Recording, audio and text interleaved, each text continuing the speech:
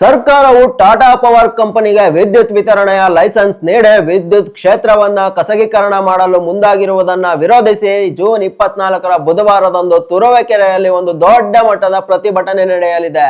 Professor B ಕೃಷ್ಣಪ್ಪನವರು ಸ್ಥಾಪಿಸಿದ ಕರ್ನಾಟಕ ದಲಿತ ಸಂಘರ್ಷ ಸಮಿತಿ ಕೆಡಿಎಸ್ಎಸ್ ಮತ್ತು ಕರ್ನಾಟಕ ರಾಜ್ಯ ರೈತ ಸಂಘದ ತಾಲೂಕು ಸಮಿತಿಗಳು ಒಟ್ಟಾಗಿ ಈ ಹೋರಾಟಕ್ಕೆ ಕೈಜೋಡಿಸಿವೆ. ತುರುವೇಕೆರೆಯ ತಾಲೂಕು ಕಚೇರಿ ಮುಂಭಾಗದಲ್ಲಿ ಈ ಪ್ರತಿಭಟನೆ ಹಮ್ಮಿಕೊಳ್ಳಲಾಗಿದ್ದು, ಸರ್ಕಾರದ ಈ ನಿರ್ಧಾರದಿಂದ ಸಾಮಾನ್ಯ ಜನರಿಗೆ ಮತ್ತು ರೈತರಿಗೆ ಭಾರಿ ತೊಂದರೆಯಾಗಲಿದೆ ಎಂದು ಸಂಘಟನೆಯ ಪ್ರಮುಖರಾದ ದಂಡಿನ ಶಿವರಕುಮಾರ್, ಶ್ರೀನಿವಾಸ್ ಗೌಡ್ರು, ಪ್ರಸಾದ್ ಮಾಚೇನಹಳ್ಳಿ, ಶೇಖರ್ ತುರುವೇಕೆರೆ, ಪುಟ್ಟ ಯಲ್ಲಯ್ಯ, ನಾಗರಾಜ್ ಡೊಂಕಿಹಳ್ಳಿ ಹಾಗೂ ಗೋವಿಂದರಾಜು ಲಕ್ಕಸಂದ್ರ ಅವರು ಮಾಧ್ಯಮಗಳ ಮುಂದೆ ಆಕ್ರೋಶ ಹೊರಹಾಕಿದ್ದಾರೆ. ರಾಜ್ಯ ಸರ್ಕಾರ ಇವತ್ತು ವಿದ್ಯುತ್ ಶಕ್ತಿ ಮಂಡಳಿಯನ್ನು ಟಾಟಾ ಪವರ್ ಕಂಪ್ನಿಗೆ ಗುತ್ತಿಗೆಯನ್ನು ನೀಡೋದಕ್ಕೆ ಖಾಸಗೀಕರಣ ಮಾಡೋದಕ್ಕೆ ಹೊರಟಿದೆ. ಈ ವಿಚಾರವನ್ನು ಕುರಿತು ನಾವು ಖಾಸಗೀಕರಣ ಮಾಡ್ತಿರುವಂಥ ವಿರೋಧವಾಗಿ ಬೃಹತ್ ಪ್ರತಿಭಟನೆಯನ್ನು ಇದೇ ದಿನ ಅಂದರೆ 24/6/2026 ಬುಧವಾರ 11 ಗಂಟೆಗೆ ತಾಲೂಕು ಕಚೇರಿ ಮುಂಭಾಗ ಬೃಹತ್ ಪ್ರತಿಭಟನೆಯನ್ನು ಹಮ್ಮಿಕೊಂಡಿದ್ದೀವಿ.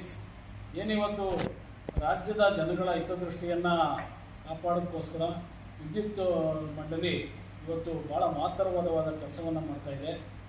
ಏನು ಇವತ್ತು ನಮ್ಮ ವಿದ್ಯುತ್ ಶಕ್ತಿ ಹಾಲಿ ಇರ್ತಕ್ಕಂಥ ವಿದ್ಯುತ್ ಶಕ್ತಿ ಮಂಡಳಿ 423 ಕೋಟಿ ರೂಪಾಯಿಗಳಿಗೆ ಇದು ವಿದ್ಯುತ್ ಶಕ್ತಿಯನ್ನು ಉತ್ಪಾದನೆ ಮಾಡಿ ನಮ್ಮಲ್ಲಿ ಉಪಯೋಗ ಮಾಡಿಕೊಂಡು ಉಳಿದಂಥದ್ದನ್ನು ಮಾರಾಟ ಮಾಡಿದೆ. ಇಂಥ ಕಂಪ್ನಿಯನ್ನು ಖಾಸಗೀಕರಣ ಮಾಡಿಕೊಟ್ಟು ನಮ್ಮ ರೈತರನ್ನು ಮತ್ತು ಸಾರ್ವಜನಿಕರಿಗೆ ಭಾಳ ತೊಂದರೆಯನ್ನು ಉಂಟು ಮಾಡ್ತಕ್ಕಂಥ ನಡೆಯನ್ನು ಖಂಡಿಸಿ ನಾವು ಇವತ್ತು ಏನು ಬುಧವಾರ ಬೃಹತ್ ಪ್ರತಿಭಟನೆಯನ್ನು ಹಮ್ಮಿಕೊಂಡಿದ್ದೀವಿ.